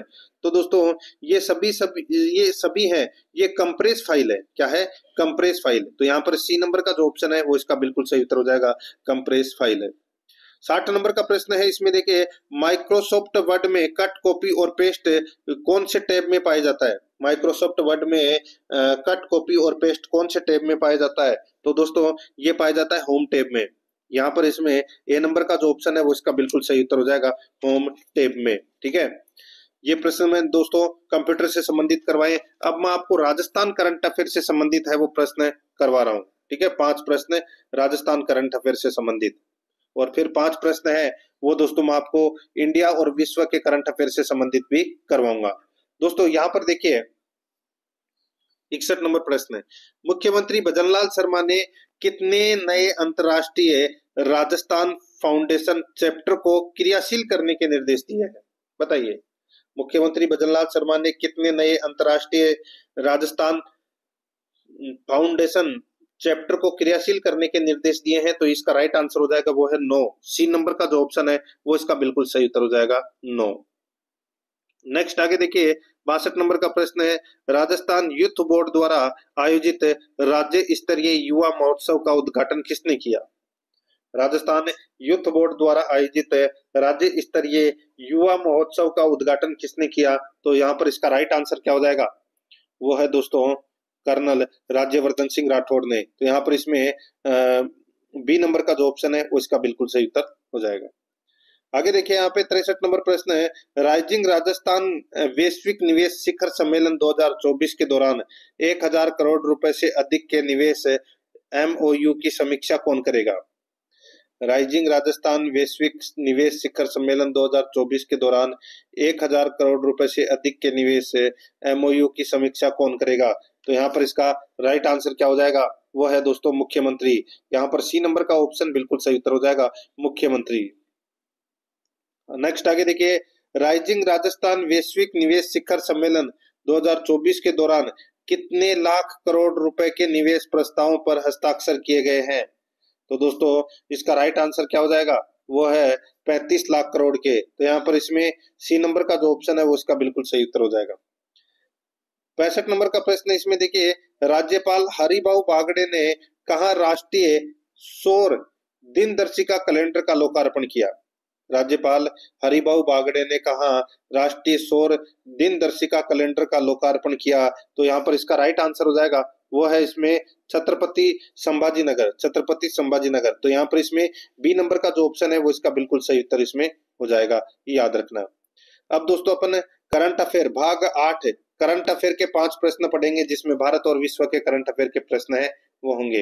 दोस्तों इसमें देखिए 66 नंबर का प्रश्न है, तीरंदाजी विश्व कप स्टेज फर्स्ट में भारत के ऋषभ यादव और ज्योति सुरेखा वेन्नाम ने किस देश को हराकर स्वर्ण पदक जीता है? बताइए दोस्तों, तीरंदाजी विश्व कप स्टेज 1 में भारत के ऋषभ यादव और ज्योति सुरेखा वेन्नाम ने किस देश को हराकर स्वर्ण पदक जीता? तो इसका राइट आंसर हो जाएगा वो है चीनी ताइपेई, चीनी ताइपेई। तो यहाँ पर इसमें सी नंबर का ऑप्शन बिल्कुल सही उत्तर हो जाएगा। आगे देखिए 67 नंबर का प्रश्न है, इंडियन सुपर लीग 2025 का खिताब किसने जीता? इंडियन सुपर लीग 2025 का खिताब है वो किसने जीता? तो दोस्तों ये जीता मोहन बागान सुपर जॉइंट्स ने, मोहन बागान सुपर जॉइंट्स ने। यहाँ पर इसमें बी नंबर का ऑप्शन बिल्कुल सही उत्तर हो जाएगा। 68 नंबर का प्रश्न है, इसमें देखिए आर्टेमिस समझौते पर हस्ताक्षर करने वाला 54वां देश कौन बना? बताइए आर्टेमिस समझौते पर हस्ताक्षर करने वाला 54वां देश कौन सा बना? तो इसका राइट आंसर हो जाएगा बांग्लादेश। यहाँ पर बी नंबर का ऑप्शन बिल्कुल सही उत्तर हो जाएगा बांग्लादेश। नेक्स्ट आगे देखिए, मॉरिशस ने अप्रैल 2025 में किस संगठन के देश भागीदारी ढांचे पर हस्ताक्षर किए? बताइए दोस्तों, यहाँ पर पूछा गया है कि मॉरिशस ने अप्रैल 2025 में किस संगठन के देश भागीदारी ढांचे पर हस्ताक्षर किए? तो इसका राइट आंसर हो जाएगा दोस्तों ISA, यानी कि अंतरराष्ट्रीय सौर गठबंधन। यहाँ पर बी नंबर का जो ऑप्शन है वो इसका बिल्कुल सही उत्तर इसमें हो जाएगा, याद रखना। ठीक है, आगे देखिए यहाँ पे 70 नंबर का प्रश्न है, sky tracks world airport awards 2025 में दुनिया का सर्वश्रेष्ठ हवाई अड्डा किसे घोषित किया गया? अच्छा प्रश्न है। Sky tracks world airport awards 2025 में दुनिया का सर्वश्रेष्ठ हवाई अड्डा है वो घोषित किया गया है, तो वो है सिंगापुर का चांगी एयरपोर्ट, सिंगापुर का चांगी एयरपोर्ट। यहाँ पर सी नंबर का जो ऑप्शन है वो इसका बिल्कुल सही उत्तर हो जाएगा। दोस्तों ये थे अपने 70 प्रश्न जीके के। अब अपन 20 प्रश्न है वो दोस्तों हिंदी व्याकरण के पढ़ेंगे। ठीक है, और आपको ये भी पता लगाना है कि आपके कितने प्रश्न है वो सही हो रहे हैं हिंदी व्याकरण में। देखिए निम्न में से व्यक्तिवाचक संज्ञा नहीं है, बताइए व्यक्तिवाचक संज्ञा है वो दोस्तों कौन सी नहीं है? अच्छा प्रश्न है, गीता, कुरान, पुस्तक, बाइबल, बताइए। तो दोस्तों यहाँ पर जो पुस्तक है ये क्या है? ये जातिवाचक है। बाकी गीता, कुरान और बाइबल ये तीनों व्यक्तिवाचक है। तो यहाँ पर इसमें राइट आंसर क्या हो जाएगा? सी नंबर का ऑप्शन बिल्कुल सही। आगे देखिए 72 नंबर का प्रश्न है, निम्नलिखित में से किस विकल्प में अन्य पुरुषवाचक सर्वनाम का उदाहरण है? बताइए निम्नलिखित में से किस विकल्प में अन्य पुरुषवाचक सर्वनाम का उदाहरण है? तो यहाँ पर इसका राइट आंसर हो जाएगा वो है वह तुम्हारी बहन है, वह तुम्हारी बहन है, वो अपने को यहाँ पर बताना है। तो यहाँ पर इसमें सी नंबर का ऑप्शन है वो इसका बिल्कुल सही उत्तर हो जाएगा, वह तुम्हारी, यानी कि इसमें अन्य पुरुष वाचक सर्वनाम का प्रयोग हुआ है, यानी कि इसका उदाहरण है। तो यहाँ पर इसका राइट आंसर हो जाएगा सी नंबर ऑप्शन सही। 73 नंबर प्रश्न इसमें देखिए, देव ने पुस्तक पढ़ी थी वाक्य में प्रयुक्त क्रिया है, तो दोस्तों बताइए कौन सी क्रिया है? तो इसमें दोस्तों सहायक क्रिया है। ठीक है, देव ने पुस्तक पढ़ी थी तो इसमें सहायक क्रिया का ये उदाहरण है। तो इसका राइट आंसर क्या हो जाएगा? सी नंबर का जो ऑप्शन है वो इसका बिल्कुल सही उत्तर हो जाएगा। यानी कि किसे कहते हैं सहायक क्रिया? दोस्तों जो क्रिया मुख्य क्रिया की काल रचना में सहायक होती है उसे सहायक क्रिया कहते हैं। तो यहाँ पर इसमें सी नंबर ऑप्शन सही। आगे देखिए 1, 2, 3 शब्द किस संख्यावाचक विशेषण के उदाहरण है? तो यहाँ पर इसका राइट आंसर हो जाएगा वो है गणनावाचक विशेषण के ये उदाहरण है 1, 2, 3। यहाँ पर डी नंबर का ऑप्शन बिल्कुल सही। 75 नंबर प्रश्न इसमें देखिए, नी उपसर्ग से बना शब्द निम्नलिखित में से कौन सा है? बताइए नी उपसर्ग से बना शब्द निम्नलिखित में से कौन सा है? तो यहाँ पर इसका राइट आंसर क्या हो जाएगा? वो है दोस्तों इसमें कौन सा? तो वो है निकाय। कौन सा है? निकाय, नी प्लस काय, डी नंबर का ऑप्शन बिल्कुल सही। 76 नंबर प्रश्न इसमें देखिए, आव प्रत्यय से बना शब्द निम्नलिखित में से कौन सा है? आव प्रत्यय से बना शब्द निम्नलिखित में से कौन सा है? इसका राइट आंसर हो जाएगा वो है पड़ाव। कौन सा है? पड़ाव। पड़ाव के अंदर दोस्तों आव प्रत्यय है वो निहित है। ठीक है, तो यहाँ पर इसमें राइट आंसर क्या हो जाएगा? ए नंबर का जो ऑप्शन है वो इसका बिल्कुल सही। ठीक है, ए नंबर ऑप्शन बिल्कुल सही। नेक्स्ट आगे देखिए दोस्तों, यहाँ पे 77 नंबर का प्रश्न है, अंगूर खट्टे होना मुहावरे का अर्थ निम्नलिखित विकल्पों में से कौन सा है? बताइए, अंगूर खट्टे होना यानी कि दोस्तों राइट आंसर क्या हो जाएगा? वस्तु न मिलने पर उसका दोष निकालना। तो इसका राइट आंसर हो जाएगा कोई वस्तु न मिलने पर है उसका दोष निकालना। बी नंबर का ऑप्शन बिल्कुल सही। 78 नंबर का प्रश्न है, इसमें देखिए यथावत शब्द का शुद्ध रूप निम्न में से कौन है? यथावत शब्द का शुद्ध रूप निम्न में से कौन है? तो यहाँ पर इसका राइट आंसर क्या हो जाएगा? वो है इसमें दोस्तों यथावत का शुद्ध रूप हो जाएगा ये वाला, एक तय के नीचे एक हलंत और लगेगा। बी नंबर का जो ऑप्शन है वो इसका बिल्कुल सही। नेक्स्ट आगे देखिए 79 नंबर प्रश्न है, आ उपसर्ग से बना शब्द निम्नलिखित में से कौन सा है? आ उपसर्ग से बना शब्द निम्नलिखित में से कौन सा है? तो यहाँ पर इसका राइट आंसर क्या हो जाएगा? वो है दोस्तों यहाँ पे आभरण। ठीक है, आभरण। ठीक है, इसमें आ उपसर्ग का प्रयोग हुआ है, तो इसमें सी नंबर का ऑप्शन बिल्कुल सही। बाकी देखिए सब में ए और ए दे रखा है। ठीक है, शुरुआत में ए दे रखा है, आ किसी में नहीं दे रखा, तो यहाँ पर सी नंबर ऑप्शन सही, आ प्लस भरण। नेक्स्ट आगे देखिए दोस्तों, यहाँ पे 80 नंबर का प्रश्न है, कमान का निम्नलिखित में से कौन सा सही विलोम शब्द है? कमान का विलोम शब्द क्या होगा? दोस्तों कमान का विलोम शब्द है वो होगा तीर। ठीक है, तो यहाँ पर इसका राइट आंसर क्या हो जाएगा? सी नंबर का ऑप्शन बिल्कुल सही, जैसे बोलते हैं ना तीर कमान। ठीक है, तो यहाँ पर सी नंबर ऑप्शन सही। आगे देखिए लक्षण का शुद्ध रूप निम्नलिखित में से कौन सा है? लक्षण का, तो यहाँ पर इसका सही उत्तर हो जाएगा दोस्तों वो है लक्षण। लक्षण इसका राइट आंसर हो जाएगा। ठीक है, यहाँ पर ए नंबर ऑप्शन बिल्कुल सही। आगे देखिए अंत प्रत्यय से बना शब्द निम्नलिखित में से कौन सा है? अंत प्रत्यय से बना शब्द निम्नलिखित में से कौन सा है? तो वो है रटंत। रटंत इसका राइट आंसर हो जाएगा इसमें। ठीक है, रटंत, रट का क्या हो जाएगा? रटंत हो जाएगा। तो यहाँ पर डी नंबर ऑप्शन सही। 83 नंबर प्रश्न, इसमें देखिए करुण का निम्नलिखित में से कौन सा सही विलोम शब्द है? करुण का निम्नलिखित में से कौन सा सही विलोम शब्द है? तो यहाँ पर इसका राइट आंसर क्या हो जाएगा? वो है इसमें दोस्तों निष्ठुर। यहाँ पर बी नंबर का जो ऑप्शन है वो इसका बिल्कुल सही उत्तर हो जाएगा, निष्ठुर। ठीक है, आगे देखिए 84 नंबर का प्रश्न है, निम्नलिखित में से कौन सा विकल्प गुण संधि का उदाहरण नहीं है? बताइए कौन सा विकल्प गुण संधि का उदाहरण नहीं है?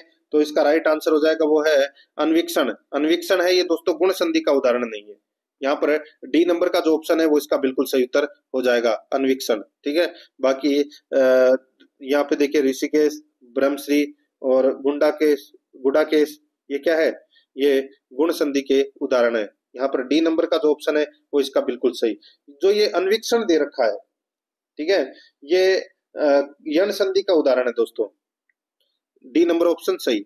85 नंबर का प्रश्न, इसमें देखिए निम्नलिखित में से चतुर्मास शब्द का सही संधि विच्छेद है। चतुर्मास शब्द का सही संधि विच्छेद है तो वो कौन सा है? तो दोस्तों इसका राइट आंसर हो जाएगा चतु है प्लस मास। यहाँ पर है सी नंबर का ऑप्शन बिल्कुल सही उत्तर हो जाएगा, चतु है प्लस मास। 86 नंबर का प्रश्न है, इसमें देखिए निम्नलिखित में से किस शब्द में उक प्रत्यय नहीं है? निम्नलिखित में से किस शब्द में उक प्रत्यय नहीं है? उक प्रत्यय किस में नहीं है? तो देखिए उत्सुक। ठीक है, उत्सुक, उत्सुक में दोस्तों यहाँ पे उक प्रत्यय नहीं है। बाकी भावुक में हो जाएगा भाव प्लस उक, भिक्षुक में हो जाएगा भिक्षु प्लस उक, और इच्छुक में हो जाएगा इच्छा प्लस उक। ठीक है, तो यहाँ पर इसमें राइट आंसर क्या हो जाएगा? यहाँ पर सी नंबर का ऑप्शन बिल्कुल सही उत्तर इसमें हो जाएगा। ठीक है, आगे देखिए दोस्तों यहाँ पे 87 नंबर का प्रश्न है, एलिगेंस का हिंदी परिभाषिक शब्द है। एलिगेंस का हिंदी परिभाषिक शब्द क्या हो जाएगा? तो वो जाएगा दोस्तों निष्ठा। तो यहाँ पर इसमें बी नंबर ऑप्शन बिल्कुल सही। आगे देखिए यहाँ पे 88 नंबर प्रश्न है, निम्नलिखित में से वेन्ते शब्द किसका पर्यायवाची शब्द है? वेन्ते शब्द किसका पर्यायवाची शब्द है? राइट आंसर हो जाएगा वो है वेन्ते जो शब्द है ये गरुड़ शब्द का पर्यायवाची है। यहाँ पर ए नंबर का ऑप्शन बिल्कुल सही उत्तर हो जाएगा। आगे देखिए यहाँ पे 89 नंबर प्रश्न है, निम्नलिखित में से मौक्तिक का पर्यायवाची शब्द है। मौक्तिक का पर्यायवाची शब्द है वो कौन सा है? मौक्तिक का पर्यायवाची शब्द कौन सा है? तो इसका राइट आंसर हो जाएगा वो है इसमें मौक्तिक का जो पर्यायवाची शब्द हो जाएगा वो है यहाँ पे देखिए प्रवाल, मुक्ता, समुद्रज। तो यहाँ पर उपरोक्त सभी है, ये मौक्तिक के पर्यायवाची शब्द है। डी नंबर का ऑप्शन बिल्कुल सही उत्तर हो जाएगा। 90 नंबर का प्रश्न इसमें देखिए, निम्नलिखित में से अपूर्ण भूतकाल का सही उदाहरण कौन सा है? निम्नलिखित में से अपूर्ण भूतकाल का सही उदाहरण कौन सा है? तो यहाँ पर इसका राइट आंसर क्या हो जाएगा? वो है यानी कि जिसमें कोई कार्य पूरा नहीं हुआ है। तो इसमें देखिए बच्चे विद्यालय जा रहे थे, तो अभी थे, अभी पहुंचे कि नहीं पहुंचे वो पता नहीं है। ठीक है, तो ये अपूर्ण भूतकाल का उदाहरण है। यहाँ पर बी नंबर का ऑप्शन बिल्कुल सही उत्तर हो जाएगा। अब दोस्तों अपन इंग्लिश ग्रामर के 15 प्रश्न है वो यहाँ पर पढ़ेंगे। ठीक है, 91 से 105 तक, फिर 106 से 120 तक अपन गणित के प्रश्न है वो पढ़ेंगे। दोस्तों यहाँ पर देखिए, choose the correct exclamatory from of the following sentence. यहाँ पर देखिए, Arjun is a great Archer. बताइए दोस्तों, Arjun is a great Archer. तो यहाँ पर इसका राइट आंसर क्या हो जाएगा? वो हो जाएगा दोस्तों what a great Archer Arjun is. तो यहाँ पर इसमें सी नंबर का जो ऑप्शन है वो इसका बिल्कुल सही उत्तर हो जाएगा। आगे देखिए, यहाँ पे 92 नंबर का प्रश्न है, Anand Kumar is unique teacher. Anand Kumar is unique teacher. तो यहाँ पर इसका राइट आंसर हो जाएगा ए यूनिक टीचर, इसका राइट आंसर हो जाएगा ए नंबर का ऑप्शन बिल्कुल सही। नेक्स्ट आगे देखिए, 93 नंबर का प्रश्न है, they have lived in this building since 10 years, no error. बताइए कौन से पार्ट में एरर है? They have lived in this building since 10 years, no error भी दे रखा है। ठीक है, बताइए कौन से पार्ट में एरर है? तो यहाँ पर इसका राइट आंसर हो जाएगा दोस्तों वो है यहाँ पे 10 years। ठीक है, 10 years आया है, तो यहाँ पर दोस्तों सिंस के स्थान पर अपन 4 का प्रयोग करेंगे। ठीक है, तो यहाँ पे सिंस की जगह अपन 4 का प्रयोग करेंगे। तो यहाँ पर इसका राइट आंसर क्या हो जाएगा? तीसरे नंबर के पार्ट में एरर है, यानी कि सी नंबर का ऑप्शन बिल्कुल सही। आगे देखिए, change into indirect speech. Change into indirect speech, इसमें देखिए, he said to me where is the post office. He said to me where is the post office. तो यहाँ पर इसका राइट आंसर क्या हो जाएगा? He asked me where the post office was. Where the post office was. तो यहाँ पर इसमें राइट आंसर हो जाएगा सी नंबर ऑप्शन सही उत्तर। आगे देखिए, Mukesh addict smoking. Mukesh addict smoking. तो यहाँ पर इसका राइट आंसर खालिस्तान में क्या आएगा बताइए? तो इसमें आएगा दोस्तों टू का प्रयोग होगा, टू स्मोकिंग। तो यहाँ पर इसमें ए नंबर का ऑप्शन बिल्कुल सही, टू स्मोकिंग।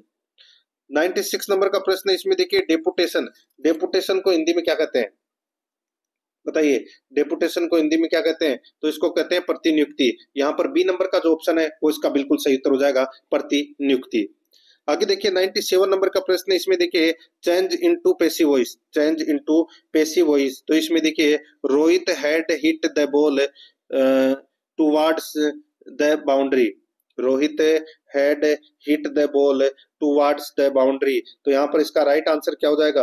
वो है इसमें दोस्तों the ball had been hit towards the boundary by Rohit.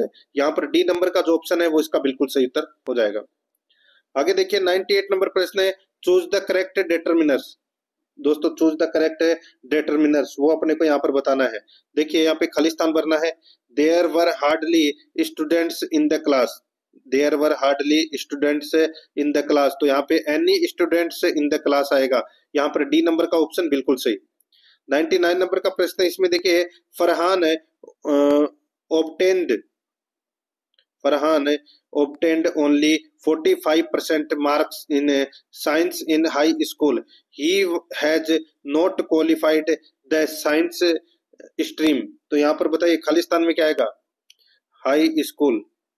ठीक है, यानी कि Farhan obtained only 45 marks in science in high school. He has not qualified the science stream.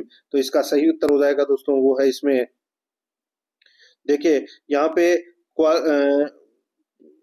4 का प्रयोग होगा दोस्तों, क्वालिफाइड 4 का प्रयोग है वो होगा। तो यहाँ पर इसमें राइट आंसर हो जाएगा डी नंबर ऑप्शन बिल्कुल सही। आगे देखिए, select the correctly spelled word, यानी कि कौन सी स्पेलिंग है वो सही है, वो अपने को यहाँ पर बताना है। तो यहाँ पर देखिए ओमलेट, तो यहाँ पर इसमें बी नंबर का जो ऑप्शन है वो इसका बिल्कुल सही उत्तर हो जाएगा। ठीक है, ये स्पेलिंग सही है। अब देखिए यहाँ पे 101 नंबर प्रश्न है, रचिन रविंद्र न्यूजीलैंड के लिए चैंपियंस ट्रॉफी में शतक बनाने वाले छठे बल्लेबाज बने। रचिन रविंद्र न्यूजीलैंड के लिए चैंपियंस ट्रॉफी में शतक बनाने वाले छठे बल्लेबाज बने। तो यहाँ पर इसका राइट आंसर हो जाएगा वो है इसका इंग्लिश रूपांतरण अपने को करना था, Rachin Ravindra become the sixth batsman to score a century in Champions Trophy for New Zealand. तो यहाँ पर इसमें ये कथन बिल्कुल सही है, ए नंबर का ऑप्शन बिल्कुल सही उत्तर हो जाएगा। आगे देखिए, नौकरशाही को इंग्लिश में क्या कहते हैं, बताइए। नौकरशाही को इंग्लिश में क्या कहते हैं? इसको बोलते हैं दोस्तों ब्यूरोक्रेसी। क्या बोलते हैं? ब्यूरोक्रेसी। यहाँ पर ए नंबर का ऑप्शन बिल्कुल सही उत्तर हो जाएगा। 103 नंबर प्रश्न है, चूज द करेक्ट नेगेटिव, बताइए। चूज द करेक्ट नेगेटिव है वो अपने को बताना है।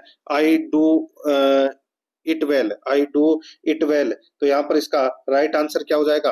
I do it well. तो इसका जो सही उत्तर हो जाएगा आई डू इट वेल का दोस्तों नेगेटिव फॉर्म है वो I do not do it well होगा। तो यहाँ पर इसका राइट आंसर हो जाएगा I do not do it well. C number का ऑप्शन बिल्कुल सही। 104 नंबर का प्रश्न है, इसमें देखिए आयरन इन ओडिशा, बताइए खालिस्तान में क्या आएगा? तो दोस्तों सीधा सा है भाई, फाउंड हुआ है आयरन, यानी कि लोहा ओडिशा में पाया जाता है। तो इसका राइट आंसर क्या हो जाएगा? वो है इज फाउंड। तो यहाँ पर इसमें सी नंबर का जो ऑप्शन है वो इसका बिल्कुल सही उत्तर होगा। आगे देख दोस्तों, यहाँ पे देखिए पंक्चुएट करेक्टली, यानी कि अपने को बताना है कि इनमें से कौन से ऑप्शन में सही कोमे का, सही स्मॉल वर्ड का, या दोस्तों बड़े वर्ड का। यहाँ पर देखिए कैपिटल में और स्मॉल में दोनों में दे रखा है यहाँ पे। तो अपने को बताना है कि कौन से लाइन है वो सही तरीके से लिखी गई है। अब यहाँ पर देखिए एम्प्लॉय के अंदर देखिए Amrit Gupta is an Indian railway employee. Employee के अंदर देखिए इसमें ई छोटा है, नीचे वाले के अंदर भी छोटा है, इसके अंदर भी सी में भी छोटा है, लेकिन यहाँ पे ई चौथे नंबर में देखिए ई बड़ा है। ठीक है, ये सारी चीज ध्यान रखनी है। जैसे कि ए के अंदर रेलवे के अंदर आर है वो बड़ा है, ठीक है, बी के अंदर छोटा है रेलवे में, और तीसरे और चौथे के अंदर दोस्तों आर है वो बड़ा है। तो ये चीजों को ध्यान में रखना है। तो यहाँ पर अपने को बताना है कि पंक्चुएट करेक्टली कौन सा है। तो इसका जो राइट आंसर हो जाएगा वो है इसमें दोस्तों देखिए इंडियन को बड़े अक्षरों में लिखा जाना चाहिए क्योंकि यह राष्ट्रीयता को दर्शाता है। ठीक है, तो यहाँ पर रेलवे को भी दोस्तों बड़े अक्षरों में लिखा जाएगा क्योंकि यह भी दोस्तों एक विशिष्ट संगठन का हिस्सा है। तो यहाँ पर इसका राइट आंसर क्या हो जाएगा? वो है Amrit Gupta is an Indian railway employee. तो यहाँ पर इसमें राइट आंसर सी नंबर का ऑप्शन बिल्कुल सही। अब दोस्तों यहाँ पे अपन भाग 11 के अंदर 15 प्रश्न है वो पढ़ेंगे। किसके? तो वो दोस्तों मैथ से संबंधित 15 प्रश्न है वो पढ़ेंगे। ठीक है, और बहुत ही अच्छा ये अपना पेपर है। यहाँ पर आप देख सकते हैं दोस्तों, इसमें 106 नंबर का प्रश्न है। एक आदमी देखिए थोड़ा सुपर कर लेता हूँ। एक आदमी 1 रुपए में 35 कलम खरीदता है, 40% का लाभ अर्जित करने के लिए उसे 1 रुपए में कितने कलम बेचने होंगे? तो बताइए, उसको 40% का लाभ कमाना है तो 1 रुपए में कितने कलम है वो उसको बेचने होंगे। तो यहाँ पर आप देख सकते हैं दोस्तों, इसमें देखिए सबसे पहले मैं आपको बताऊं, यहाँ पे देखिए कलम की अगर मैं बात कर रहा हूं तो इसमें एक रुपए में 35 कलम खरीदता है। 1 रुपए में दोस्तों क्या खरीदता है? 35 कलम है वो खरीदता है। ठीक है, अब दोस्तों यहाँ पर देखिए 40% लाभ अर्जित करने के लिए 1 रुपए में बेचे गए कलमों की संख्या अपने को निकालनी है। तो दोस्तों अपन क्या निकालेंगे? 35/140, यानी कि 40% का लाभ कमा रहा है। तो यहाँ पे 140 इंटू 100 कर लीजिए, बस काट लीजिए इसको। ये 0 से ये 0 कट गया, ये 7 से 2 बार कटा, ये 7 से 5 बार कटा। ठीक है। तो 5 इंटू 10 कितने हो जाएंगे 50, 50 में 2 का भाग दिया तो कितना आ जाएगा 25। तो उसे 1 रुपए में 25 कलम है वो बेचने होंगे। यहाँ पर बी नंबर का ऑप्शन बिल्कुल सही उत्तर इसमें हो जाएगा। आगे देखिए दोस्तों, यहाँ पे अमित व सुमित द्वारा क्रमशः 2,85,000 व 2,15,000 की पूंजी निवेश कर व्यापार शुरू किया। यदि सुमित का लाभ 8,600 रुपए है तो व्यापार में कुल लाभ कितना हुआ है बताइए। तो व्यापार में कुल लाभ कितना हुआ है वो दोस्तों अपने को यहाँ पर क्या करना है बताना है। दोस्तों यहाँ पर अब देखिए, सीधा सा मैं आपको बोलूं कि 2,85,000, 2,85,000 और ये 2,15,000, ठीक है। अब इसका अनुपात अपन को निकालना है, तो ये 3 जीरो से ये 3 जीरो कट गई, ठीक है। अब 5 से देखिए ये कितनी बार कटा है, तो ये 5 25 और 3 बचा 35 में यानी कि 7, ये 57 बार कट गया दोस्तों 5 से। और ये कितनी बार कट गया दोस्तों, ये 43 बार कट गया, ठीक है। यानी कि इसका अनुपात आ गया 57:43, ठीक है।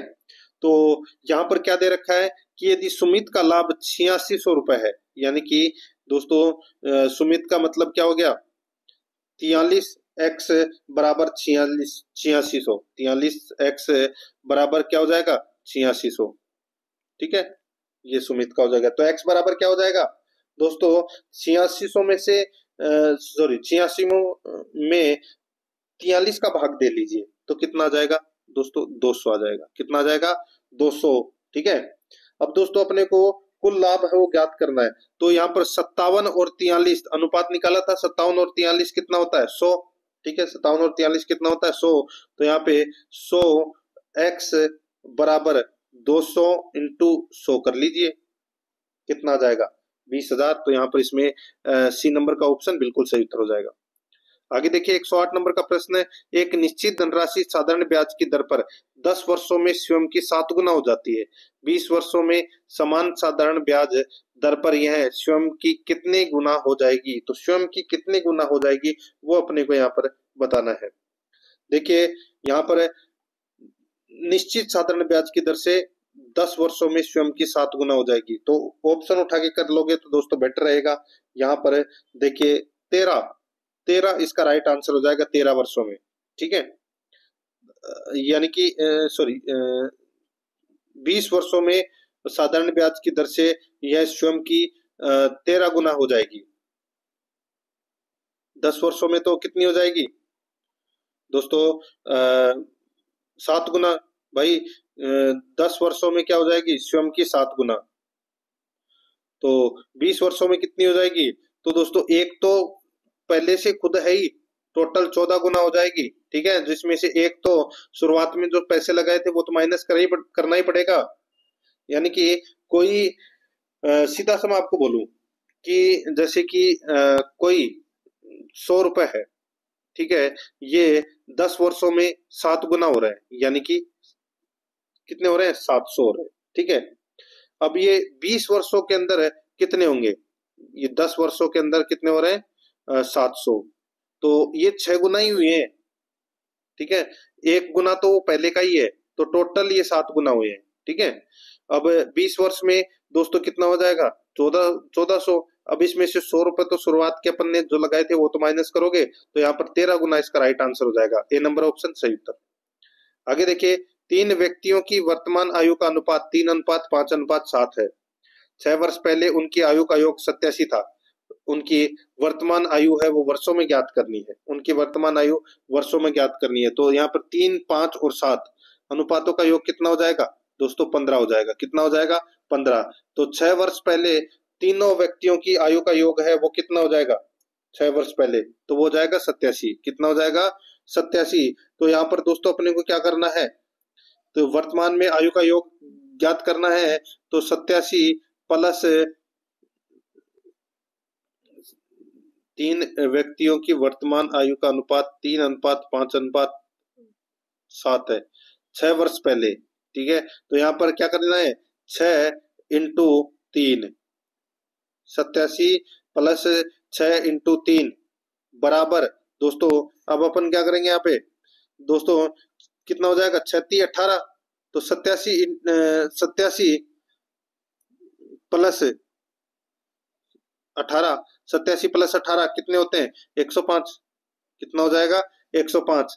तो ये 105 है, ये क्या है, तो ये दोस्तों देखिए अनुपातों का योग कितना हो रहा है 3 और 5 8, 8 और 7 15, तो ये 15% है, कितना है 15% कितना है 105, तो 1% बराबर कितना होगा, तो इसमें भाग दे लीजिए, कितनी बार गया 7 बार, तो 1% बराबर कितना है 7।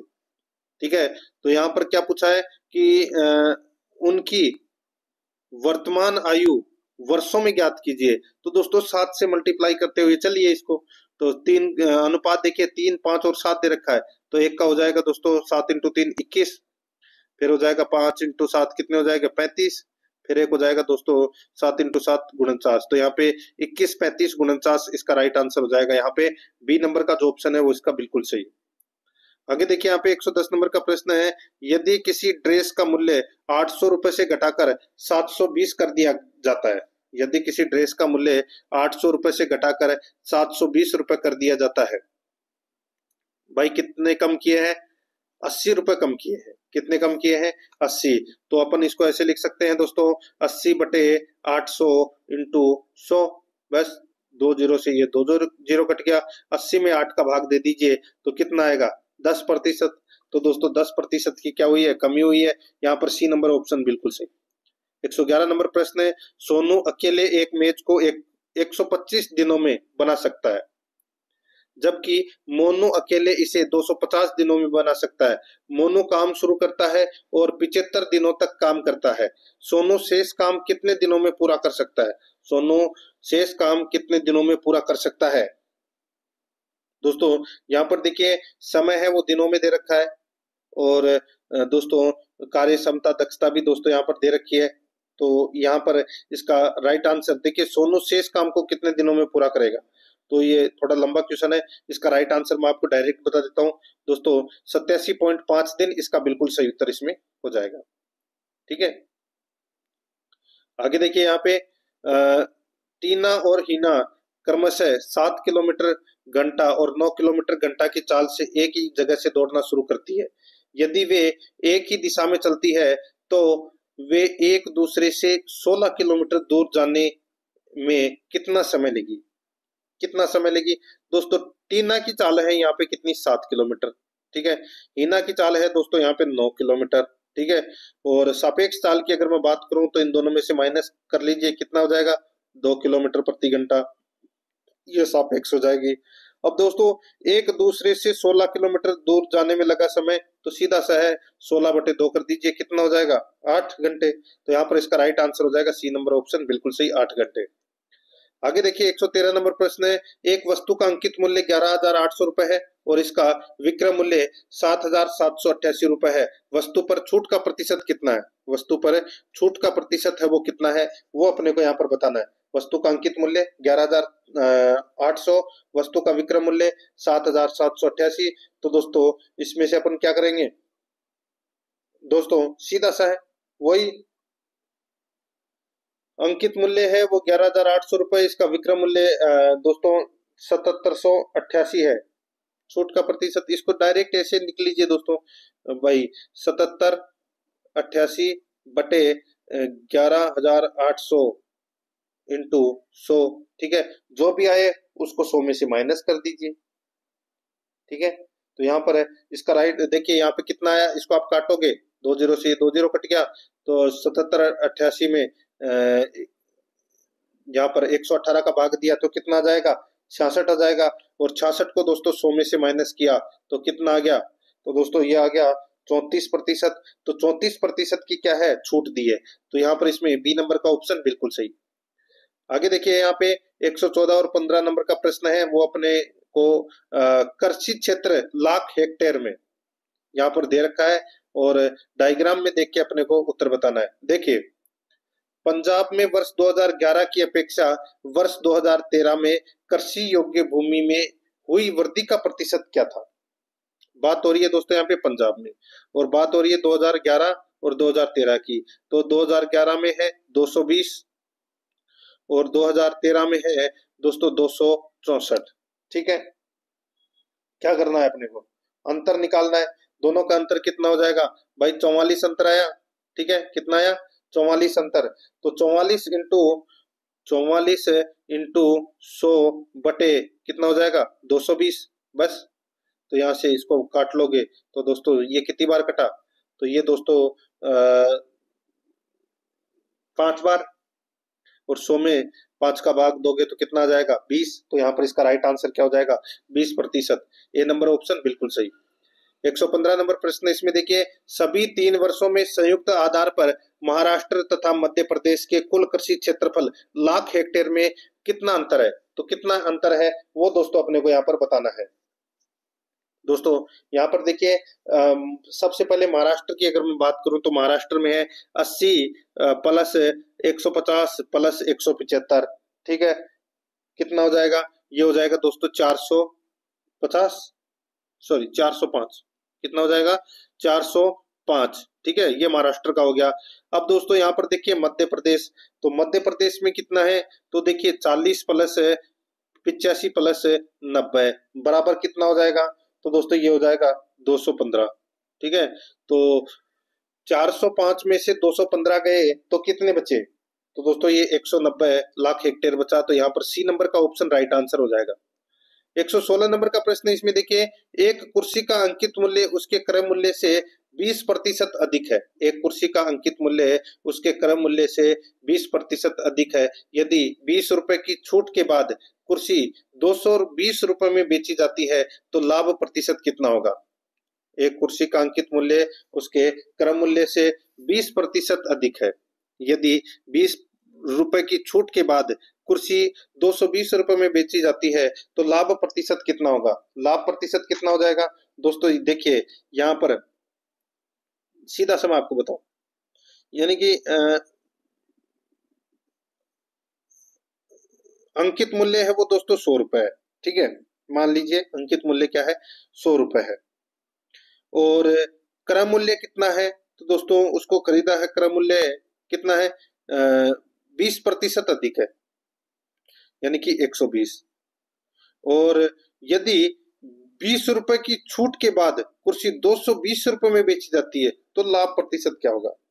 लाभ प्रतिशत है वो अपने को निकालना है, यानी कि सीधा 100 की जगह अपने को 200 लेना पड़ेगा। एक है दोस्तों सीपी, ठीक है, एक है दोस्तों एमआरपी, और एक है दोस्तों selling price, cost price, MP और सेलिंग प्राइस। तो यहाँ पर देखिए मान लीजिए 200 रुपए की कोई चीज है, ठीक है, तो इसको दो कितने में बेचा, 220 रुपए में। ठीक है, 20 रुपए सॉरी 20% अधिक है क्रय मूल्य, तो कितना हो जाएगा, 200 का 20% कितना हो जाएगा, 240। और 20 रुपए की छूट के बाद 220 रुपए में इसको बेच दी। ये सीन है, 200, 240 और 220। तो लाभ प्रतिशत है वो अपने को यहाँ पर ज्ञात करना है। तो दोस्तों देखिए यहाँ पर 200 रुपए की जो वस्तु है वो 220 में बेच रहे हैं, तो 20 रुपए का क्या हो रहा है, लाभ हो रहा है। तो 200 का 20%, 20 कितना हुआ, 10%। तो यहाँ पर इसमें राइट आंसर क्या हो जाएगा, ए नंबर का जो ऑप्शन है वो इसका बिल्कुल सही, लाभ 10% होगा। आगे देखिए, विक्रम ने एक परीक्षा में 32% अंक प्राप्त किए और 15 अंकों से वो अनुत्तीर्ण हो गया। ठीक है, एक परीक्षा में 32% अंक प्राप्त किए और 15 अंकों से वो अनुत्तीर्ण हो गया। यदि वह 57% अंक प्राप्त करता तो उसे उत्तीर्ण होने के लिए आवश्यक अंकों से 10 अंक अधिक मिलते। बताइए दोस्तों, सीधा सा है भाई, यहाँ पर 32% अंक प्राप्त किए और 15 अंकों से क्या हो गया, अनुत्तीर्ण हो गया। तो यहाँ पे 32% प्लस 15 बराबर दोस्तों 57% अंक प्राप्त करता है तो उसे उत्तीर्ण होने के लिए 10% अंक अधिक मिलते। तो यहाँ पे दोस्तों 57% माइनस 10, बस यही वाला बनेगा। तो यहाँ पर दोस्तों 10 और 15 कितने होते हैं, 25। ठीक है, 10 और 15 कितने होते हैं, 25 बराबर। दोस्तों यहाँ पर देखिए 32 और 57 में अंतर कितने का है, तो दोस्तों इसमें भी कितने का हो जाएगा, 25। तो यहाँ पर 25 बटे 25 हो जाएगा, कितना आएगा, 1%। 1% बराबर क्या आ जाएगा, 1 आ जाएगा यहाँ पे। ठीक है, तो दोस्तों परीक्षा में उत्तीर्ण होने के लिए कितने अंक होने चाहिए? तो दोस्तों यहाँ पर है 32 + 15 कितने, 47। तो यहाँ पर इसका राइट आंसर क्या हो जाएगा, 47। इसका बिल्कुल सही, डी नंबर ऑप्शन बिल्कुल सही। आगे देखिए यहाँ पे 2 square into 3 square into 5 into 7 है, 2 square into 3 into 5 square into 7 और 2 इंटू 3 इंटू 5 इंटू 7 का लस्य ज्ञात कीजिए। लस्य ज्ञात कीजिए वो अपने को यहाँ पर बताना है। दोस्तों यहाँ पर देखिए लस्य ज्ञात करेंगे तो 2 into 3 into sorry 2 square into 3 square into 5 into 7, तो इसका 1260 हो जाएगा। कितना हो जाएगा, 1260 है। और इसका हो जाएगा दोस्तों 2 इंटू 3 इंटू 5 स्क्वायर इंटू 7। ठीक है, इसको स्क्वायर को काट दीजिए सेकंड के अंदर। ठीक है, 2 इंटू 3 इंटू 5 स्क्वायर इंटू 7, तो इसका हो जाएगा दोस्तों 2100। ठीक है, और इसका हो जाएगा दोस्तों यहाँ पे 210 आएगा। तो यहाँ पर 1260, 2100 और 210 है। इसका दोस्तों लेसन निकलेगा कितना, 6300। तो यहाँ पर इसका राइट आंसर हो जाएगा ये नंबर का ऑप्शन बिल्कुल सही।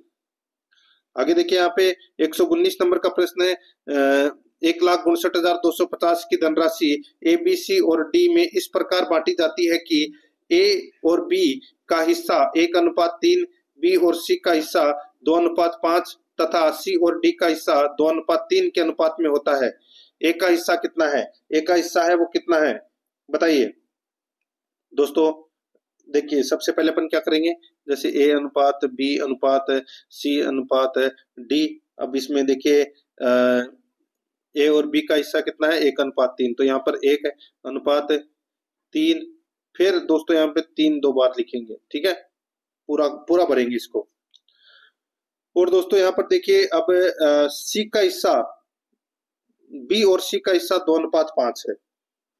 बी और सी का हिस्सा दोस्तों 2:5 है। तो यहाँ पर आगे 2 लिख देंगे और पीछे 5 लिख देंगे। ठीक है, सी और डी का हिस्सा दोस्तों 2:3 है, तो सी और डी का दोस्तों यहाँ पे 2:3 और आगे 2:5 और 2:5 आ जाएंगे।